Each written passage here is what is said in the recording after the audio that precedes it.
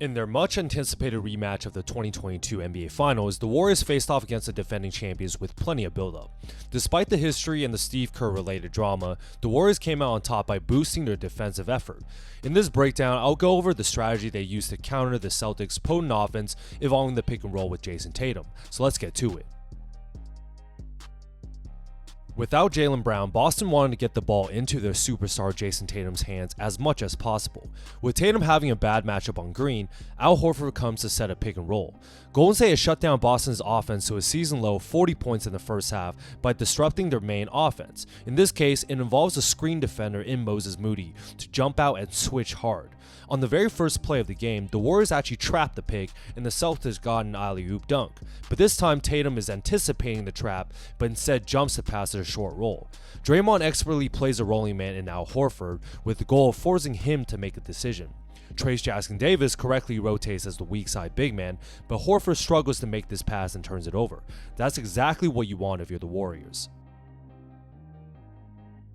Boston's offense is heavy isolation and pick and roll because they have the roster to pick out mismatches and get a high volume of threes up from defenders needing to come help. Here, Keita comes to set a pick on the Tatum stopper in Andrew Wiggins, but this time the screen defender in Jackson-Davis jumps up high to trap. Passing out of the hard trap is a skill and honestly a sign of respect for the offensive player, but it forces the others to make plays that may be out of their skill set. Tatum makes the right play again by passing a short roll in order to get that 4-on-3 advantage on the backside, but Golden State's defensive game plan was to live with guys like Keita making these decisions.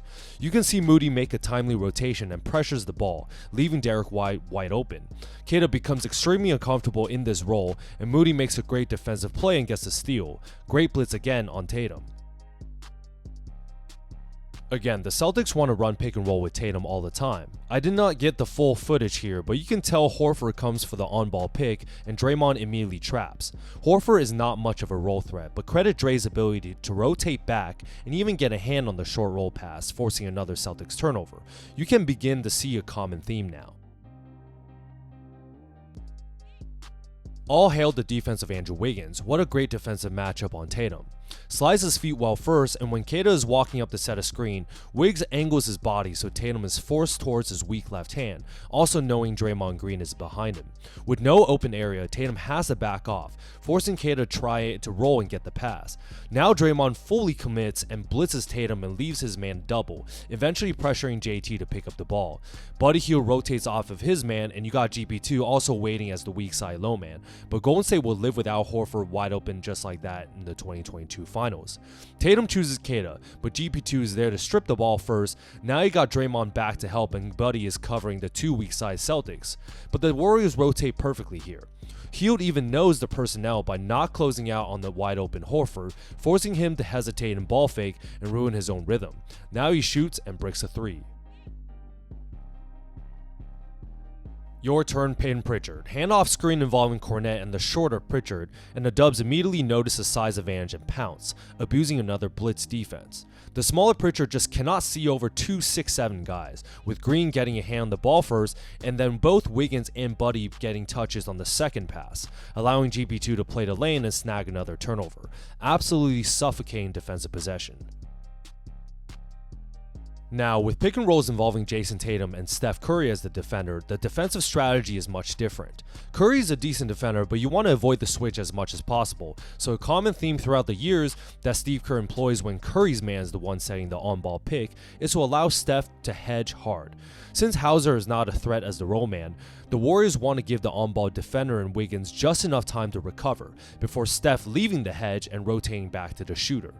Wiggins fights back super well, but you can also see the other Dubs on the baseline load up, especially a strong help from the weak side low man in Buddy Hield.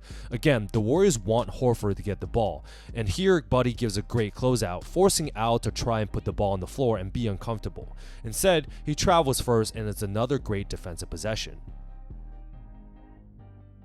Let Jonathan Kuminga give him a different look. Here he's forcing Tatum to go left, so when Kornet comes for the on-ball pick and roll to bring a slow-footed big man and Looney up, the Warriors game plan to have Loon also immediately blitz the ball.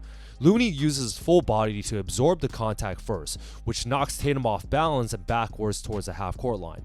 I think he actually kind of travels here, but even though Kuminga eventually fouls him, this is the statement in the first quarter that the Warriors are going to be aggressive in these pick-and-roll situations. Boston committed an unusual amount of turnovers in the first half from the Dubs defense. Now let's see what Derek White can do with the ball.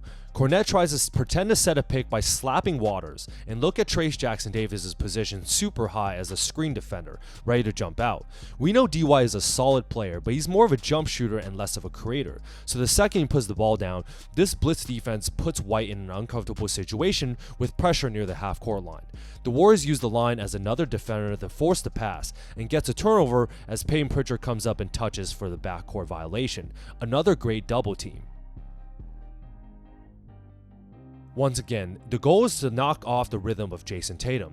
Tatum tries multiple times here to set an on-ball pick and roll, but Wiggins does an amazing job keeping his center balance low and using his lower body strength as well to fight for position.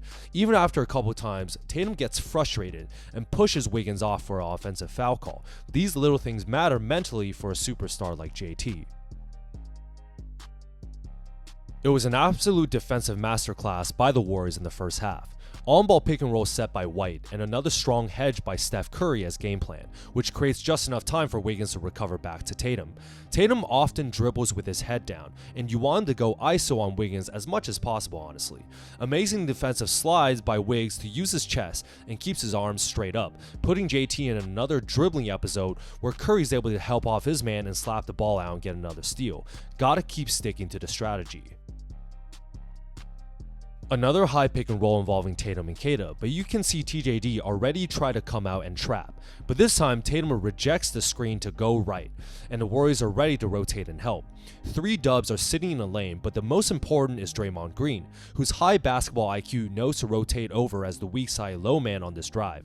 Tatum is forced to pick the ball up, but actually makes another right basketball play, but Golden State will once again live with closing out on wide open Al Horford threes. I really just can't get enough of this defense. Kornet comes for the super high pick and roll, and Kuminga not only ices this towards the sideline, but Looney comes up all the way to trap once again. Both Warriors use their size to make Pritchard uncomfortable, and even though he gets the ball out, now the Celtics only have 5 seconds to shoot the ball. Golden State rotate perfectly, so this last pass forces Pritchard to toss up a wild 30-footer to try and beat the shot clock. Boston came roaring back in the third quarter with multiple made threes, but I want to show a different coverage with a different defender. Kornet is setting the on-ball screen to get Kuminga off, but you realize when it's Buddy Hield, the Warriors do not trap. That is very interesting to me. It means Steve Kerr has trusted Hield to hold his own in isolation plays against Tatum. They actually encourage it, because I've seen last night multiple times Buddy being on an island against Jayson Tatum. Hield angles his body for Tatum to go left, and he probably read the scouting report in which Tatum often settles for his patented sidestep threes. Buddy gets a great contest and JT airballs this one bad. It's really the little things. Hauser comes for the on-ball screen to get Draymond off of Derek White. Buddy has done a solid defensive job this season and switch at the very last second to get a hand up on this 26-foot contest. Truly great timing by the shooter as he pressures White into a brick. With the Celtics having a 7-point lead left in the game, the Warriors defense took over again just like the first half. Jayson Tatum is now the screener to shift things up, but Curry fights over the screen and look at Wiggins' position. He does not fully help on White because he's ready at any second to rotate back out to Tatum. This puts Derek White in another uncomfortable role as a dribbler and creator, as Steph is able to reach around the back and pick him.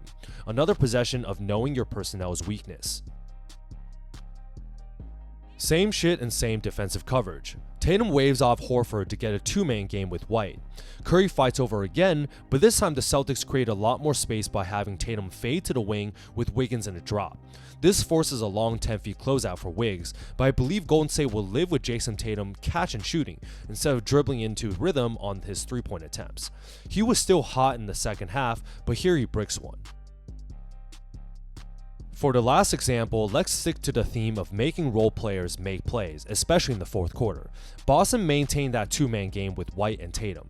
Buddy Hield tries to fight over the pick, but eventually Wiggins has to switch, and this bounce pass allows the Celtics to have a 4-on-3 advantage on the back end. Draymond Green stuck to the game plan by rotating off the strong side corner to once again allow Horford to be in that kick-out corner. Tatum makes a correct basketball play a fourth time, and the old man shoots another blank. There you guys have it, an absolute statement win by the Golden State Warriors against the Boston Celtics, even this early in the season. Both sides were missing players, but the Celtics have looked like they're defending champion shape, facing a Warriors team with new role players. Though Steph Curry carried them in the second half, I wanted to focus on the brilliant defensive masterclass by all the different dubs to slow down Boston's main offense, which was a Jayson Tatum pick and roll. From hard traps to timely switches to rotations off of the right players, the Warriors forced Tatum and the Celtics into uncomfortable roles, which led to numerous turnovers and lower percentage shots. They took the Celtics out of the rhythm and caught them by surprise many times, reducing the overall potency of the pick and roll. People were chattering about how the Dubs have not played a real team yet, so it was only up to Steph Curry to remind who was the Celtics' daddy. Absolutely impressive win, and let's keep the momentum going into the undefeated Cavaliers home on Friday night. If you guys like this type of breakdown, like and subscribe to see more.